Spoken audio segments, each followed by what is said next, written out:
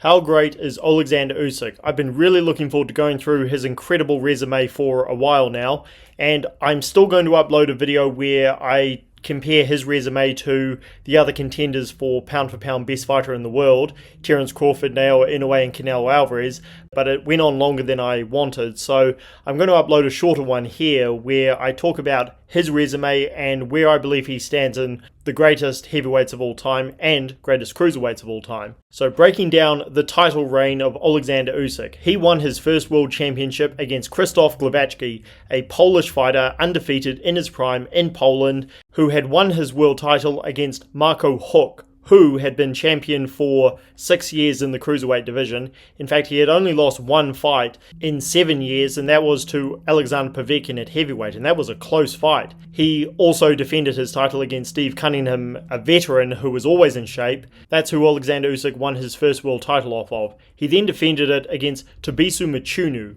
who is a very skilled, athletic, slick fighter. Usyk outskilling him and outslicking him. It's one of the first times you looked at Usyk and say, okay, this is different. Then he defended his world title against Michael Hunter, undefeated fighter who did really good as a cruiserweight, won gold at the Golden Gloves and US National Championships. Very good mover, very slick. Marco Huck was past his best, but he had just given Maris Briedis a fight over 12 rounds, whereas Usyk stopped him. Maris Briedis, undefeated world champion at the time from Latvia. Usyk beat him in Latvia, and it was a very impressive performance where he had to make adjustments, and he showed his true skills in there. Briedis at the time had won his world championship off of Mike Perez, who was a very, very skilled veteran, and had beaten the likes of Marco Huck and Olenriwayu Durodola. He has gone on to defeat the likes of Krzysztof Glowacki and Uniel Dorticus. Jai Opetaia is considered by many as the best in the division right now, and Briedis, past his best, pushed him twice. The first time he broke Opetaia's jaw, and the second time he had been out for almost 2 years and still pushed him in that fight. So that was a really good win for Usyk. Murat Gassiev, undefeated Russian unified champion. Usyk fought him in Russia. Gassiev had won his 2 world championships off of Denis Lebedev, who was another very tough Russian experienced veteran, won the world championship multiple times himself. He won his second title off of Uniel Dorticus, who was undefeated, very experienced and credentialed amateur from Cuba. They call him the KO Doctor, and for very good reason, because this guy has 26 victories, only 2 by decision. This guy has serious knockout power for a cruiserweight. Gassiev knocked him out to take his undefeated record and his second world championship. Usyk beat this guy over 12 rounds. Usyk's final fight at cruiserweight was against Tony Bellew, who was coming back down from heavyweight after 2 career-high paydays against David Haye. It's still unknown whether or not Bellew made it home safely after this fight against Usyk, because he got flatlined. Not seen as one of the elite in the division, but had beaten BJ Flores and Ilunga Makabu. He actually showcased some very good defensive skills against Usyk, and Oleksandr had to go hunting for his man, and he did. He knocked him out brutally. So Bellew was again not seen as one of the elite in the cruiserweight division, but still, it was just another chance for Usyk to clean out the cruiserweight division against a very skilled, credentialed fighter. Then he moves up to heavyweight, has an easy fight for once against Chaz Witherspoon, and fights Derek Chisora, who was past his best, but style-wise was always going to give him a tough go because he was never going to be able to knock Chisora out. Usyk was going to have to constantly be on the move for 12 rounds, and he was also fighting a natural heavyweight. So it's one of those situations where, again, styles make fights, but also, because of the size difference, Usyk was always going to be pushed by Chisora. Then he has 2 victories over Anthony Joshua, who was the most decorated champion in terms of the amount of top 10 opponents he had beaten. He had more on his resume than Tyson Fury, who was undefeated and had 3 victories over Deontay Wilder, 1 win over Dillian Whyte and also Otto Wallin, and a long time ago against Steve Cunningham and a younger Derek Chisora. Whereas Anthony Joshua had Klitschko, Dominic Breazeale, Dillian Whyte, Joseph Parker, Carlos Takam, Alexander Povetkin, Andy Ruiz, Kubrat Pulev. He had more variety under his belt in terms of top 10 wins. Aside from Tyson Fury, he was the best guy Usyk could have beaten. Then he had Daniel Dubois, who was more than 10 years younger than him, serious knockout power, much bigger, And so it was one of those situations where, even though Dubois was not the most credentialed heavyweight in the world, because of his youth and his size and Usyk not being a naturally big man and also getting into his late 30s, it was a legit test for Usyk. And in the weekend he had the big victory over Tyson Fury to become the undisputed heavyweight champion. Tyson Fury was undefeated and a very unique challenge for anybody at heavyweight because of his size, because of his skill, because of his movement, because of his fluidity. He's a very, very unique challenge for anybody in the division. He outweighed Usyk by more than 35 pounds, was a lot taller than him, and also not quite as old. The size and the weight difference was bigger than anything Evander Holyfield had faced, aside from Nikolai Valuev, but no need to really talk about that one. So that is Oleksandr Usyk's resume overall. Where does he stand in the all-time great conversation? Well, in terms of where he stands as a heavyweight, it's a unique and very interesting discussion because he has had 5 victories over top world-class heavyweights. How do you really compare him to the likes of Larry Holmes, who had 20 title fights, the likes of Muhammad Ali, the likes of Lennox Lewis, Joe Frazier, George Foreman, etc.? It's a difficult conversation because he hasn't had the depth of victories at heavyweight. The reason why is because he has the majority of his world-class victories at cruiserweight. I prefer to judge him as far as where he stands on the all-time great list overall because of his resume from cruiserweight to heavyweight. As a heavyweight, he is very, very good.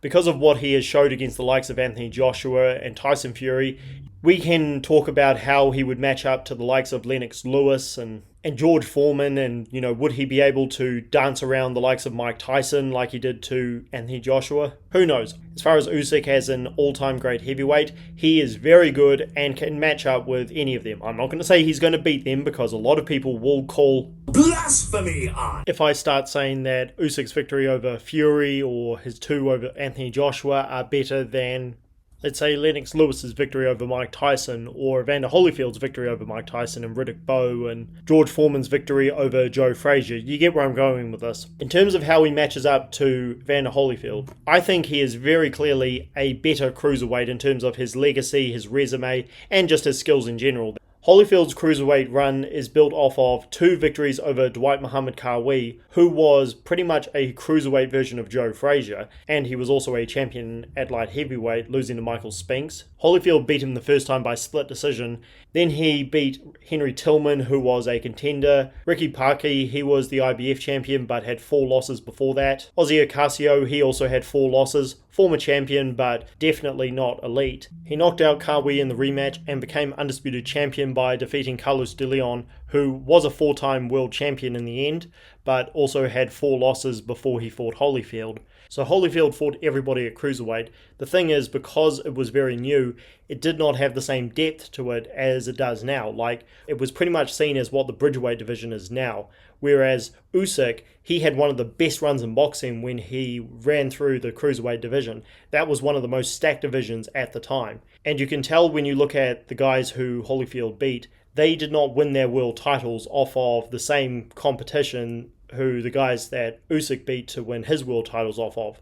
Like Murat Gassiev knocking out Yuniel Dorticus to win a world title, and Krzysztof Glowacki dethroning Marco Huck, who had been champion for over half a decade. The quality of wins just isn't the same if you compare the two. Where Holyfield does have a deeper resume is at heavyweight, because he fought way more times than Usyk has. He fought guys like Pinkleton Thomas and Michael Dokes, who were well past their best, Alex Stewart, who was a journeyman, to get to the world title, which was supposed to be against Mike Tyson, but Buster Douglas upset the party. Buster Douglas was seen as a journeyman who had problems when it came to showing heart before the fight with Mike Tyson. He shocked the world, and it will forever go down as the greatest upset of all time. But aside from that one win, Buster Douglas was a very low-level champion. And when Holyfield knocked him out, he was again seen as a very weak champion and an accidental champion, because Douglas came into the fight overweight, clearly uninterested, didn't even look like he was really trying in the fight, and Holyfield knocked him out. And whereas Douglas had got up against Mike Tyson, he just seemed to look at the referee and choose to stay on the canvas. George Foreman was well past his best, always a dangerous knockout artist, but he was certainly not the elite of the elite when he came back.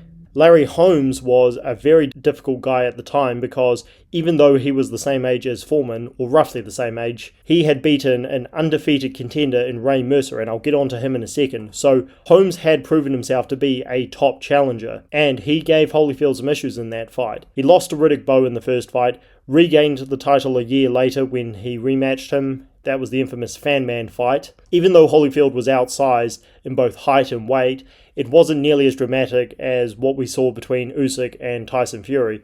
Although Fury and Riddick Bowe ironically have the exact same issues where they do not keep themselves in shape, they have problems keeping themselves disciplined, and they find themselves in trouble outside of the ring. Then he lost in the first fight to Michael Moorer. He fought Ray Mercer as a comeback fight, and Ray Mercer was a serious dude. Very tough, iron-shinned, extremely hard puncher. That was a very dangerous fight for Holyfield, and one of his best victories, actually. Of course, he had the 2 victories over Mike Tyson. Huge upset. Nobody gave him a prayer. Those will forever go down as 2 of the most dramatic fights in history. The first one more so than the second for obvious reasons. Then he beat Michael Moorer, who isn't seen as a particularly great champion, mostly because of how he just fell short after that victory over Holyfield, but Michael Moorer was still a very good quality win. Then he beat Vaughn Bean, who was just a contender and fringe contender at that. 2 fights against Lennox Lewis. We can always debate the second fight, but that's for another day. Then he beat John Ruiz, who was an extremely, and I mean extremely, low-level champion. I mean, this guy was extremely unskilled, untalented. John Ruiz was literally a club fighter. That just represented really how weak the division became after the Golden Age. That for me doesn't go down as an impressive victory for Holyfield just because Ruiz became a 2-time champion. Really, it's probably lower actually than Daniel Dubois, because in terms of talent, we can talk about Dubois' heart, but John Ruiz also had questionable heart at times, and again, in terms of skill, Dubois is definitely above this guy. Then Holyfield had the victory over Hasim Rahman, where there was that incredibly grotesque hematoma lump, lost to Chris Bird, James Toney and Larry Donald, had a bunch of wins over guys who were fringe contenders at that, and because, again, the heavyweight division was very shallow, he got title shots against Sultan Ibragimov and Nikolai Valuev. Ibragimov lost every round to a prime Vladimir Klitschko, and Nikolai Valuev was one of the worst heavyweight champions ever in terms of skill and quality of opposition. This guy was maybe the most protected champ of all time. So in terms of Holyfield's victories over high-quality heavyweights in the Golden Age, you have the 2 over Mike Tyson, Ray Mercer, Riddick Bowe, Larry Holmes and George Foreman. There are more high-quality heavyweights there than there are on Oleksandr Usyk's resume, but that's because Holyfield was a lot younger when he moved up to the Cruiserweight division. He was there for a lot longer than Usyk probably is going to be, and Usyk has had the unfortunate circumstances of what's happened in the world, particularly what has gone on in his home country, and fights just not being as easy to make as they were in the old days. You can look at it both ways. Do you give it to Evander Holyfield because of what he did at heavyweight, being there for a lot longer?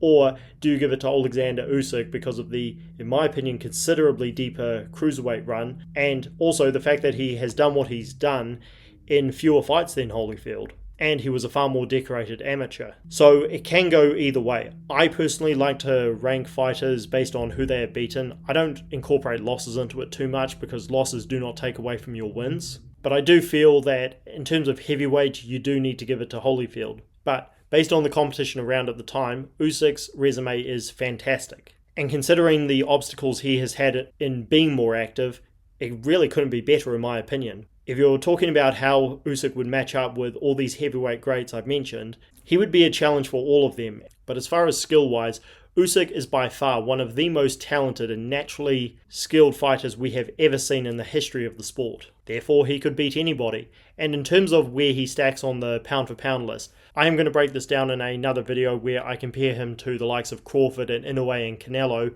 but I believe he is very clearly number 1. And I believe if you take his top 5 victories over Breedis, 2 wins over Joshua, now 1 victory over Tyson Fury, also Murat Gassiev. Those alone are better than a lot of the top quality competition that the other great fighters of this era have. Not taking anything away from them, but if you compare that to Crawford's victories over Errol Spence, Yuriorkis Gamboa, Julius Ndongo, Victor Postal, etc., or Canelo's victories over Callum Smith, Danny Jacobs, Austin Trout, etc., I think they are better than a lot of those victories, which I will break down in another video, which I will hope to get out in the next few days. Let me know what you guys think down below about this one. How would you match Usyk up with all the other heavyweight greats I've mentioned? How do you feel his resume stacks up to the greats of the past? How would you compare him to Evander Holyfield? Let me know down below, guys. Always love to hear your opinions. Be sure to like the video and subscribe to the channel for more as always. Catch you guys soon.